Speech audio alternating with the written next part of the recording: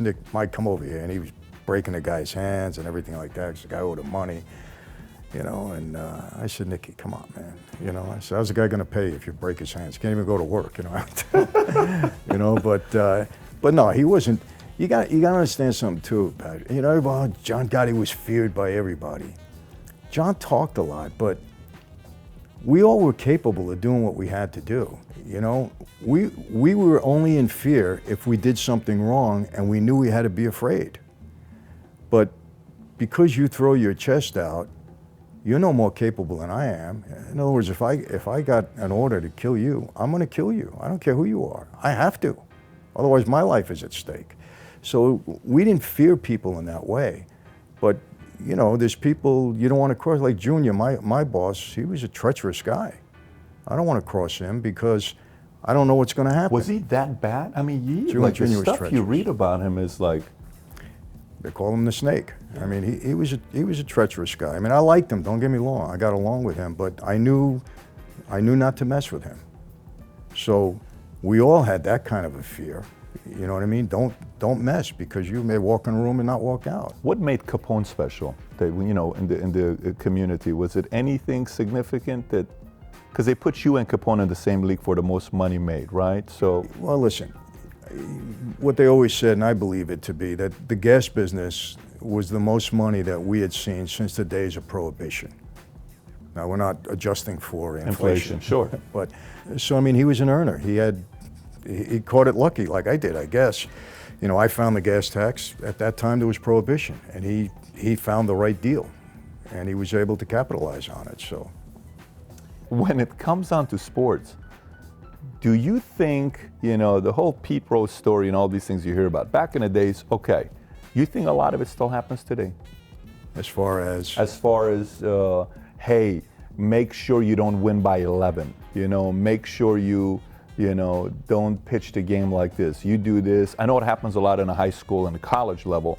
Do you think it still happens at the highest level? In the pros, I don't believe so, Okay. because the salaries now that these guys make, they can afford to lose.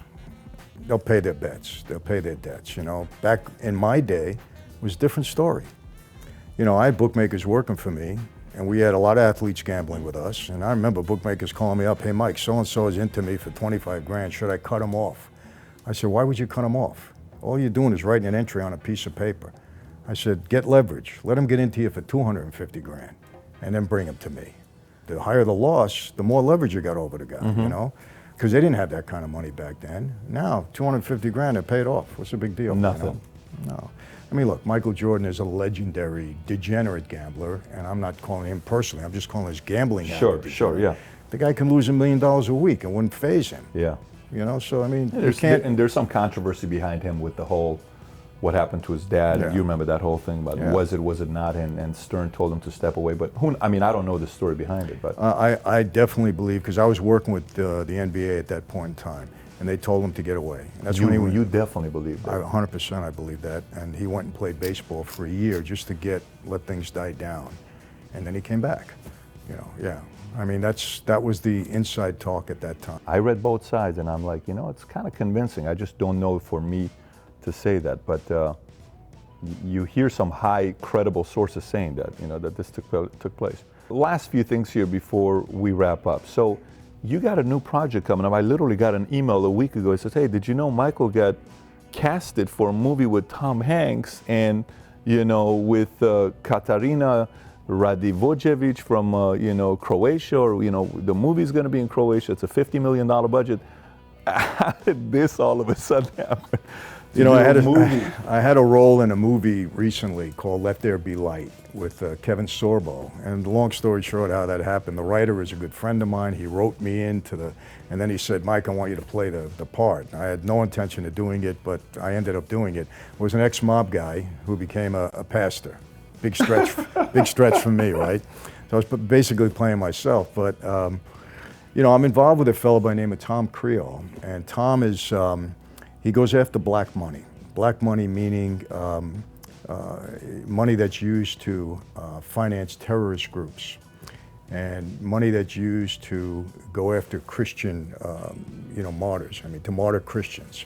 And he and I are kind of working together, and he created a game rather, called, oh gosh, I forget, Eva something, the game, right? And they're creating a movie out of the game.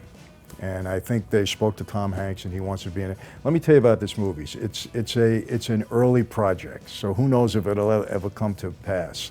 But yes, they want me to play the role, and I said, look, because of the cause, I'll be involved with it. I'm not an actor. I don't intend to be an actor.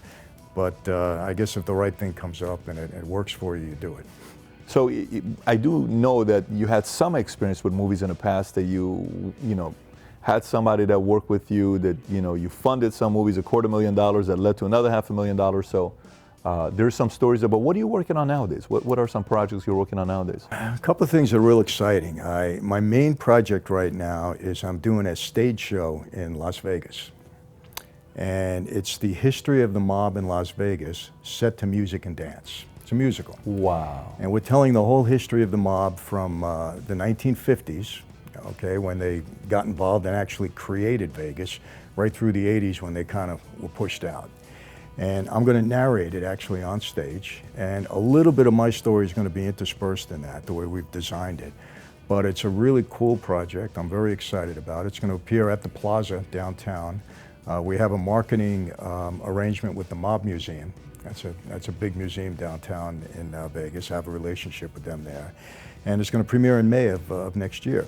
So I have that. And I've got two television projects. One is a scripted series called American Royalty. And that is the history of the mob in New York from the 50s right through the mid-70s.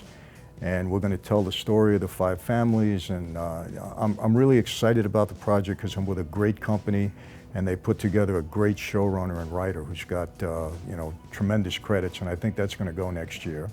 And then I'm doing a true crime unscripted show that's called A Mafia Democracy. And basically, the theme of the show is that we're going to highlight cases where the government was complicit in framing somebody. And we're going to be holding the government accountable in cases like that. The first case that we're going to highlight in the first season is my father's case. Wow. We're going to tell that whole story. Unbelievable. In 6 episodes. Does he know about it?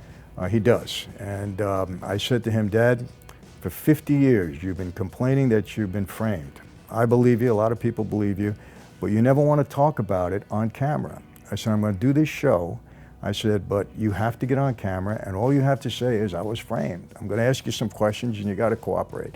You know what he says to me? He says, let me ask my lawyer. I said, Dad, you don't have a lawyer. I gave you a lawyer. I said, your lawyer's going to say yes, so you got to commit to me that you're going to do it. So he committed. He said, yes, I'll do cool. it. He's never been on camera. My dad has never said a word to the press, has never been interviewed, so this will be the first time. The oldest made guy in America, okay, is finally going to be on camera and say some things. And I said, you don't have to admit who you are, what you did, or what you were involved in. Well, I'm going to get him to do that anyway. But yeah, he's agreed. And I think it's important. You know, again, I want people to understand, I'm not anti-government. I'm not anti-law enforcement. I have many friends in law enforcement. I have brothers in Christ in enforcement. And I tell people, I have 5 daughters. When they walk down the street, I expect law enforcement to protect them. Yeah. I'm a friend to law enforcement. But what I don't like is when they go rogue and they frame people and they put people away and they destroy lives. They have enough weapons and tools to play by the rules and go and get people the right way. And most good people in law enforcement feel the same way. So I'm not, you know, I'm not going against them. But to me, it's an exciting series. It's kind of like, you know, John Walsh in America's Most Wanted. He had a personal stake in this.